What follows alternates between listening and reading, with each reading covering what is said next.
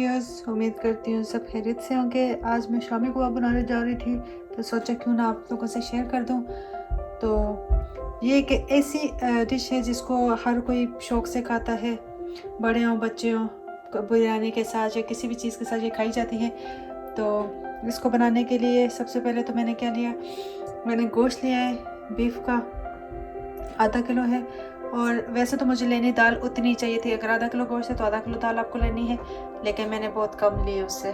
तो दो मैंने मीडियम साइज़ के प्याज लिए हैं और उसके साथ 2 टेबल स्पून गार्लिक और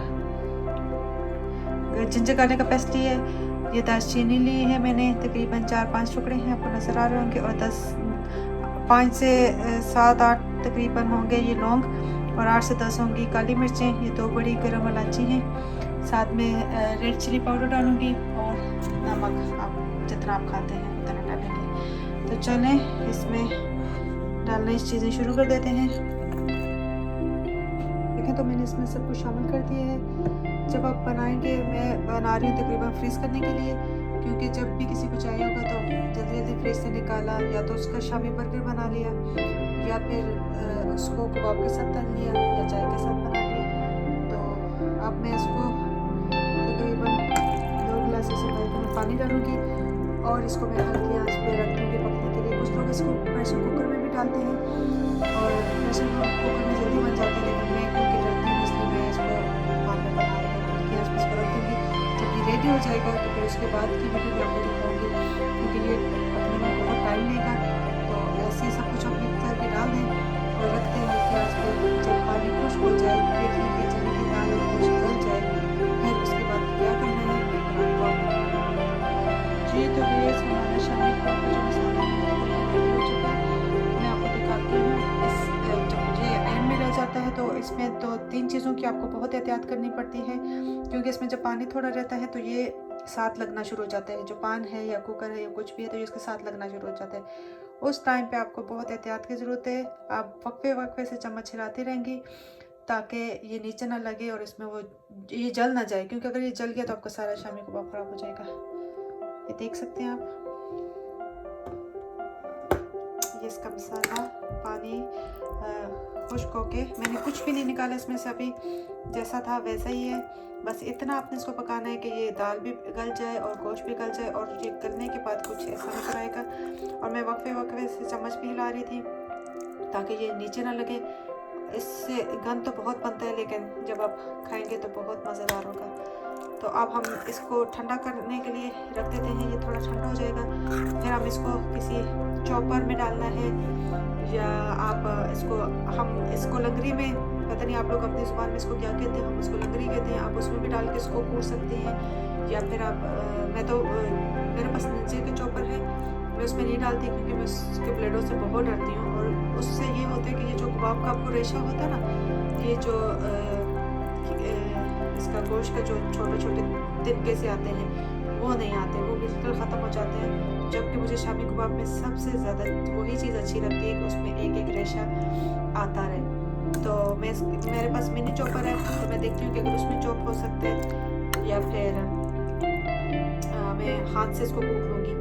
तो चलें पहले इसको ठंडा होने का वेट करते हैं, फिर मैं बताती हूँ कि आगे क्या करना है। व्यूअर्स, मसाला हमारा ठंडा हो चुका था, तो मेरे पास ये मिनी चॉपर है, तो मैंने इसमें थोड़ा थोड़ा डाल के तो इसको चॉप कर लिए, क्योंकि बड़े चॉपर से मैंने आपको जैसे कि बताया कि मैं थोड़ा डरती हूँ और वो बहुत बारीक भी हो जाता है, फिर पतला पतला हो जाता है, तो मुझे वो पसंद नहीं है, तो इसलिए मैं इसमें करती हूँ। तो चलें अब थोड़ा सा रहता है, मैं इसको करके आपको दिखाती हूँ। लेकिन तो व्यूअर्स अब ये हो गया है। इसमें आपको जैसे मसाला नज़र आए तो आप उनको इसे साइड पे करते जाएंगे जैसे कि मैंने किया।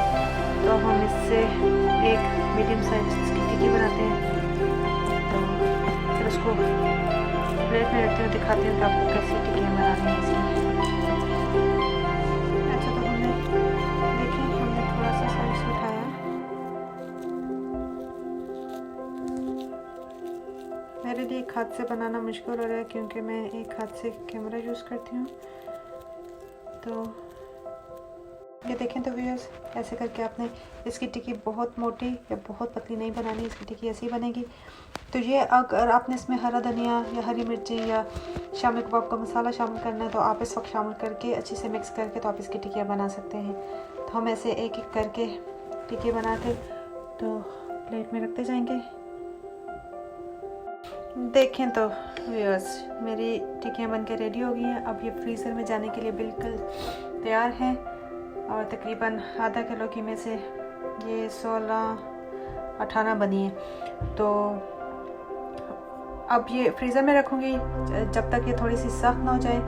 तो इनको मैं फ्रीज़र में रहने दूँगी। जब ये थोड़ी सी सख्त हो जाएंगी, जैसे फ्रोज़ हो जाएंगी, तो मैं इनको वहाँ से निकाल के एक एक करके तो मैं फ्रोज़न बैग जो मिलते हैं आजकल उसमें डाल के, सीलिंग वाला होना चाहिए, उसमें डाल के तो फ्रीज़र में रख दूँगी। जब कभी आपको चाहिए बनाने के लिए तो एक अंडा फेंटा, अगर आपको लगे कि इस मसाले में आपका नमक या मिर्चें थोड़ी कम हैं तो आप उस अंडे में थोड़ी मिर्चें, थोड़ा नमक, थोड़ा सा गरम मसाला डाल के उसको अच्छे से फेंट के तो उसमें डिप करके तो आप पान में फ्राई कर सकते हैं। तो आज मैं इनको फ्राई नहीं कर रही, सिर्फ मैं इनको फ्रीज़ कर रही हूँ। तो ये रमज़ान के लिए बहुत अच्छी डिश है, क्योंकि ये आपका तो रोज़ा होगा, अगर बच्चे किसी को चाहिए तो आप जल्दी से निकाला, बनाया और दे दिया।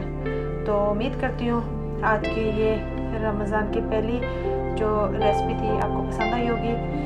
तो इंशाल्लाह फिर मिलूँगी नेक्स्ट रेसिपी के साथ। आप मेरी वीडियो को लाइक और सब्सक्राइब और शेयर ज़रूर कीजिएगा और मुझे कमेंट्स में भी बताइएगा कि आज की रेसिपी आपको कैसी लगी। तो फिर मिलूँगी इंशाल्लाह नेक्स्ट रेसिपी के साथ। अल्लाह हाफ़िज़।